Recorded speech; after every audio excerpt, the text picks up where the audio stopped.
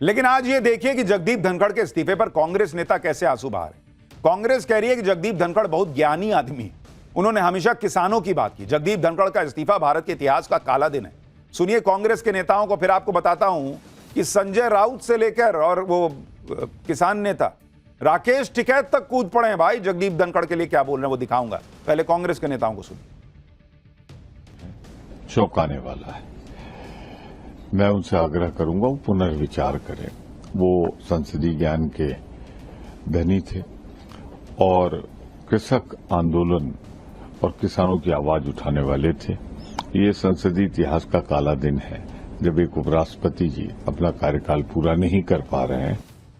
धनखड़ जी निश्चित तौर से एक अच्छे किसान वर्ग से आते हैं, वो जाट समाज से आते हैं और उन्होंने देश की सेवा की है और देश की लगातार सेवा में वो आगे बढ़ते रहे हैं। उनको सारी चीज़ें दिखती होंगी कि किसान परेशान है, अपमान हो रहा है, तो एक स्वास्थ्य के साथ साथ मुझे लगता है कहीं ना कहीं किसानों की भी बात उनके मन में रही होगी। कहीं उनको अंदर से एक महसूस हुआ होगा कि कहीं ना कहीं हमारा जिस समाज से हम आते हैं वो समाज आहत हो रहा है और उसे सताया जा रहा है, तो उन्होंने ये निर्णय लिया है। आज इनको जगदीप धनखड़, उनका समाज, किसान सब याद आ गया। जगदीप धनखड़ को जब बेइज्जत करते थे खुद ये लोग, तब समझ में नहीं आता था। और जगदीप धनखड़ भी कांग्रेस की खूब क्लास लगाते थे, कांग्रेस भी धनखड़ को खूब कोसती थी। लेकिन आज मोदी विरोध के चक्कर में कांग्रेस और इंडी गठबंधन ने ऐसी पलटी मारी कि इनके नेताओं को धनखड़ अच्छे लगने लगे। इंडी गठबंधन के नेता कह रहे हैं कि मोदी सरकार के दबाव में धनखड़ ने इस्तीफा दिया। धनखड़ साहब मैदान छोड़ने वालों से नहीं है, वालों में से नहीं है। संजय राउत को सुनिए जरा।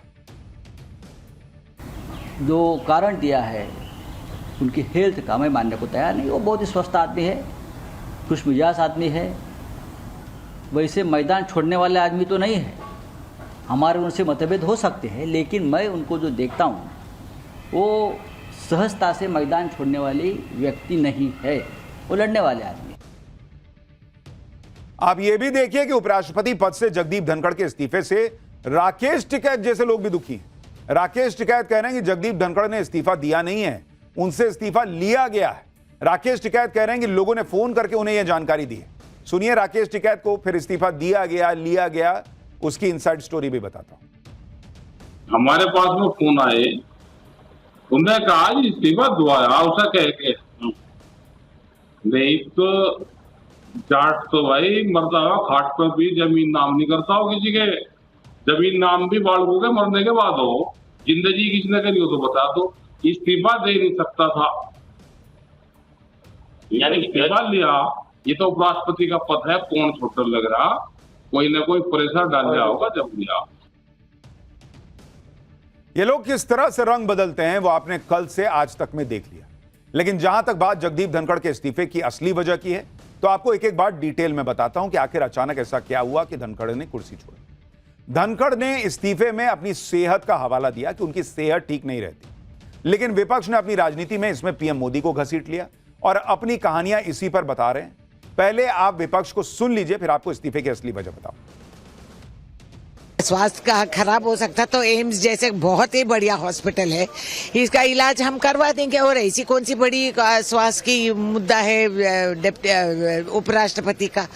वो लंबे जम्बे जाट है, हट्टे कट्टे, सब ठीक ठाक है, मगर ये सरकारी बीमारी है, ये अजीब वायरस भाजपा में घूमती रहती है, तो अब आके इनको भी ऐसी लग गई है। कुछ तो राज है जिसकी पर्दादारी है, वरना ये बात समझ में नहीं आती कि कल सारा दिन काम करा, पूरा शेड्यूल लगा हुआ है, आप अचानक इतना ज्यादा आहत हुए कि आपको इस्तीफा तक देना पड़ा। तो ये बात तो जानने का अधिकार देश को है कि क्या बात हुई, क्या कारण है कि उपराष्ट्रपति जैसे महान व्यक्ति को भी इस्तीफा देने का पड़ सकता है। विपक्ष अब कुछ भी कहे, लेकिन अगर जगदीप धनखड़ की सेहत के बारे में बात करें तो यह बात भी सही कि पिछले कुछ वक्त में धनखड़ साहब की तबीयत खराब थी, बिगड़ी हुई थी। जैसे 17 जुलाई को तत्कालीन उपराष्ट्रपति जगदीप धनखड़ जब दिल्ली की यमुना वाटिका और बांसेरा पार्क पहुंचे थे, वहां अचानक उनकी तबीयत बिगड़ गई। दावा तो यहां तक है कि वो अचानक बेहोश हो गए। इससे पहले 25 जून को नैनीताल में कार्यक्रम से पहले भी धनखड़ की तबीयत अचानक बिगड़ गई थी, वो बेहोश हो गए थे। इसी साल मार्च में उन्हें दिल की बीमारी के चलते दिल्ली एम्स में भर्ती कराया गया था। वो 3 दिन तक अस्पताल में रहे थे, उन्हें कुछ दिन आराम करने की सलाह दी गई थी। यानी ऐसा नहीं है कि जगदीप धनखड़ की तबीयत में कुछ था ही नहीं, कोई हेल्थ इशू था ही नहीं। हेल्थ इशू थे, ये दिख रहा है। लेकिन अचानक इस्तीफा देना क्या सिर्फ हेल्थ इशू से जुड़ा है?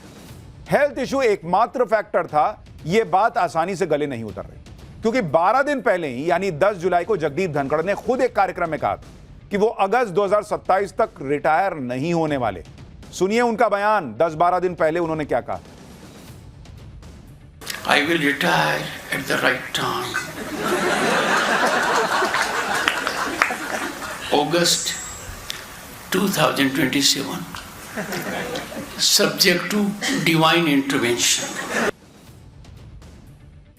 यानी जगदीप धनखड़ 12 दिन पहले खुद कह रहे थे कि मैं 2027 के पहले रिटायर नहीं होने वाला जब तक कि कोई देवीय इंटरवेंशन ना हो जाए। तो भाई उनको 12 दिन पहले पता नहीं था कि इतनी तबीयत खराब हो जाएगी कि मैं 2027 तक वाइस प्रेसिडेंट के पद पे कंटिन्यू नहीं कर पाऊंगा। इसलिए लोग कह रहे हैं कि इशू की जो इस्तीफे की वजह है वो सिर्फ हेल्थ इशू नहीं हो सकता। सवाल यह भी है कि अगर स्वास्थ्य कारण ही इस्तीफे की वजह है तो वो संसद सत्र के पहले दिन सदन को संचालित क्यों करते? सत्र से पहले भी इस्तीफा दे सकते थे, सत्र के पहले दिन अचानक इस्तीफा क्यों?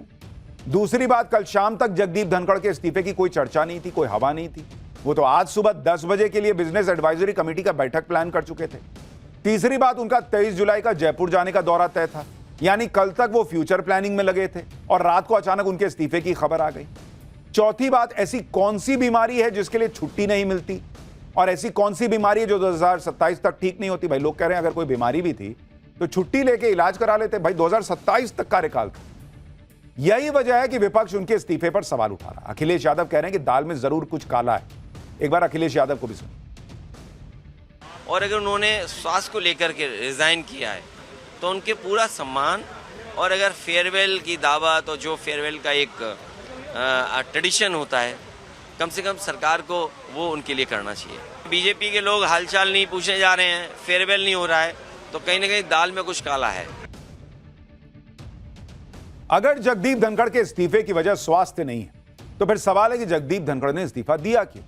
इसे लेकर सोशल मीडिया पर इंडी गठबंधन वाले 2 वीडियो वायरल कर रहे हैं। ये दोनों वीडियो कल की राज्यसभा की कार्रवाई के हैं, यानी इंडी गठबंधन ये माहौल बना रहा है कि कल में कुछ ऐसा कांड हो गया कि जगदीप धनखड़ ने अचानक से इस्तीफा दे दिया।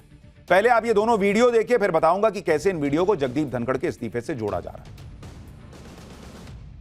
The government is ready for comprehensive discussion. I will meet with the leaders, settle for a discussion, and I will ensure full-fledged discussion for as much time as you want. Nothing will go on record. Whatever I'll say, that will go on record. अब आपको यह बताता हूं कि कैसे इन दोनों video को दिखाकर विपक्ष मोदी सरकार के खिलाफ माहौल बना रहा है। दरअसल इसमें एक वीडियो में राज्यसभा के अंदर बीजेपी अध्यक्ष जेपी नड्डा विपक्ष से यह कह रहे हैं कि nothing will go on record. अब यह वीडियो दिखाकर यह माहौल बनाया जा रहा है कि जो बातें कहने का अधिकार सिर्फ सभापति को है, वो बातें बीजेपी के अध्यक्ष ने कह दी, जेपी नड्डा ने बतौर सांसद कह दी। उन्होंने सीधे सीधे चेयर का अपमान कर दिया और इसलिए जगदीप धनखड़ आहत हो गए। हालांकि जेपी नड्डा ने बाद में सफाई भी दी थी कि उन्होंने जो कुछ बोला था वो चेयर के लिए नहीं बल्कि टोका टोकी करने वाले विपक्षी सांसदों के लिए था।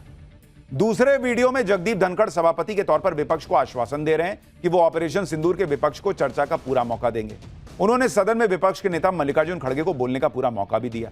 इसलिए यह कहा जाने लगा कि विपक्ष की साइड ले रहे थे और ऑपरेशन सिंदूर पर मल्लिकार्जुन खड़गे को बोलने का मौका दिया, इसलिए सरकार नाराज हो गई जगदीप धनखड़ से और उनका इस्तीफा हो गया। लेकिन ये दोनों ही बातें गलत है, क्योंकि जेपी नड्डा वाला वीडियो तो काट छाट कर चलाया जा रहा है, जबकि उसमें पहले चेयर से बैकग्राउंड में कहा जाता है कि nothing will go on record, जिसे नड्डा रिपीट करते हैं। अब पूरा वीडियो देखिए एक बार। Only what leader of the house will go on record. Only what leader of the house will go on record. Only what leader of the house will go on record. यानी JP Nadda ने जो बात कही उसके ठीक पहले जगदीप धनखड़ ने कहा था कि भाई लीडर ऑफ द हाउस जो कह रहे हैं सिर्फ वही बात ऑन रिकॉर्ड जाएगी, और वही बात उन्होंने जोर से बोलकर जो है वो विपक्ष को बताई कि देखिए वो भी वही कह। तो काट छाट के वीडियो चलाया जा रहा और कहा जा रहा इसी से वो आहत हो गए, इन्होंने इस्तीफा दे दिया। दूसरी बात, जहां तक खड़गे को बोलने की बात है, बोलने देने की बात है, तो राज्यसभा में टाइम टू टाइम नेता विपक्ष को बोलने का मौका मिलता ही रहा है। जहां तक ऑपरेशन सिंदूर की बात है तो सरकार खुद चर्चा के लिए तैयार है। तो कोई ऑपरेशन सिंदूर पर बोलता है तो इससे सरकार को क्या परेशानी होगी? सरकार खुद कह रही है कि हम 25 घंटे की चर्चा करा लेंगे। तो मल्लिकार्जुन खड़गे थोड़ा बोल ही लिए, तो इसमें ऐसा क्या कांड हो गया भाई? तो दोनों कहानियां तो जो सोशल मीडिया पर तैर रही हैं वो दोनों ही सच नहीं।